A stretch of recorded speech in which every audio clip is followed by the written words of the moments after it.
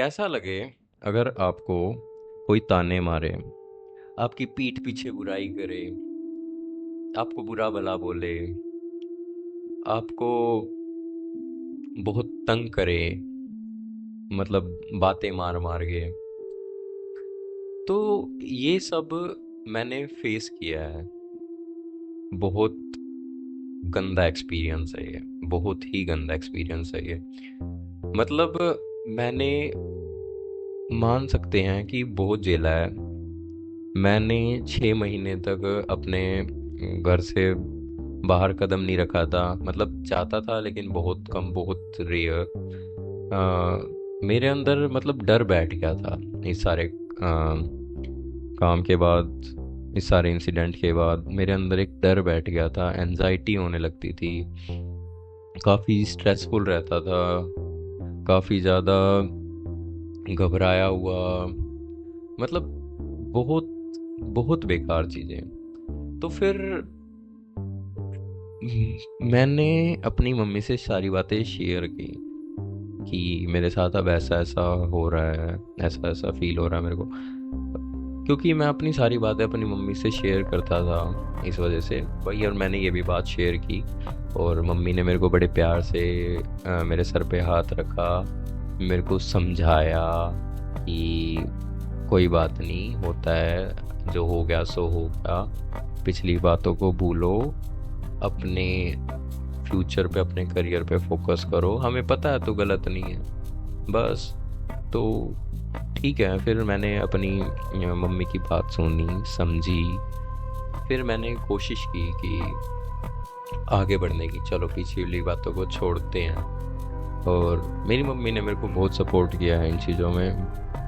तो बट मेरे अंदर है ना एक घबराहट रहती थी, मतलब एक टेंशन रहती थी कि मैं अपने पापा को ये चीज़ प्रूव नहीं कर पाया कि मैं गलत नहीं हूँ। और मेरे मन में यही रहता था कि कैसे ना कैसे करके मैं अपने पापा को प्रूव कर पाऊँ कि मैं गलत नहीं हूँ। फिर ऐसा हुआ एक दिन कि एक वो भी दिन आया जब मैं उनको प्रूव कर पाया कि मैं गलत नहीं हूँ। वो कैसे कि एक दिन मेरे पास मेरी आईडी पर एक अननोन रिक्वेस्ट आती है, अननोन आईडी से, और मैसेज आते हैं कि हेलो प्रतीक,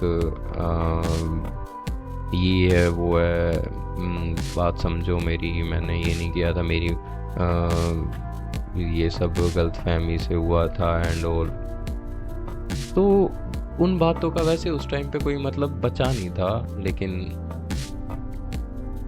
वो चीज़ मेरे लिए एक काम की बन गई थी कि मैंने अपने पापा को, एक प्रूफ आ गया था मेरे पास कि मैं अपने पापा को प्रूव कर पाऊँ कि मेरी गलती नहीं थी। तो मैंने उसका कोई रिप्लाई ना दिए स्क्रीनशॉट लिए और मैंने अपने पापा को दिखाया कि देखो ये बातें इसने लिखी है, इसने भेजी हैं मेरे को, कौन है ये, देख लो अब आप, और आप समझो अब कि मेरी गलती नहीं थी ये। तो पापा ने फिर मेरे को देखा, समझा कि हाँ इसकी गलती नहीं थी। तो फिर पापा के मन में भी हुआ कि अब इसकी गलती नहीं है। तो फिर पापा को हुआ कि अब उस आदमी से भी मिलना है मेरे को, कि उससे भी बात करनी है कि हाँ भाई अब गलती नहीं है, तू बता, तू तेरा क्या कहना है। तो पापा उस दिन से ही ताक में बैठे थे कि वो आदमी मिले तो सही एक बार। और कोइंसिडेंटली मेरे पापा को एक दिन वो मिला भी, और पापा ने उसको बिठाया, बातचीत करी उससे। पापा ने मेरे को फ़ोन किया, पापा ने मेरे को बुलाया, पापा ने मेरे से बोला कि जो तेरे पास स्क्रीनशॉट है वो दिखा मेरे को। तो पापा से मैंने जो स्क्रीनशॉट दिखाया, पापा ने उनको दिखाया स्क्रीनशॉट। और फिर हुआ क्या कि उसने मना कर दिया कि नहीं, मान ही नहीं सकता, ये तो मेरी बेटी की आईडी है ही। क्यों भाई? मतलब उसको पता था कि ये आइडिया, बट वो अब उन बातों से बच रहा था। और वो उन बातों को ना, मतलब ऐसे ही गोल मिला के और वो रफा दफा करके और वहाँ से उठ के चला गया। मेरे पापा ने उससे पूछा भी था कि चल ठीक है, जो भी बात थी कोई बात नहीं, बट अगर कोई बात भी थी तो मेरे घर आया था तो तूने बताया क्यों नहीं, हमें क्यों नहीं बताया।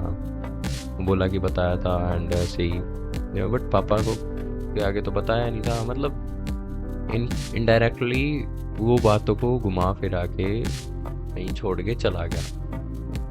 और बट हाँ, उस दिन थोड़ा सा ये हुआ था कि अब मैं गलत नहीं हूँ, अब कम से कम ये तो प्रूफ है कि मैं गलत नहीं हूँ। मेरे अंदर बस इसी चीज़ की वो थी कि मैं कैसे ना कैसे करके प्रूव कर पाऊँ कि मैं गलत नहीं हूँ। मैंने उस दिन से चीज़ें काफ़ी सारी सीखी इस पूरी कहानी में कि आप अपनी फैमिली का सपोर्ट मत छोड़ो। आपकी फैमिली आपके साथ ही है, साथ खड़ी रहेगी अगर आप गलत नहीं हो तो। और अपना एफर्ट्स, अपनी काम को लेके, अपनी चीज़ों को लेके अगर आप गलत नहीं हो तो अपना काम को मत छोड़ो और अपनी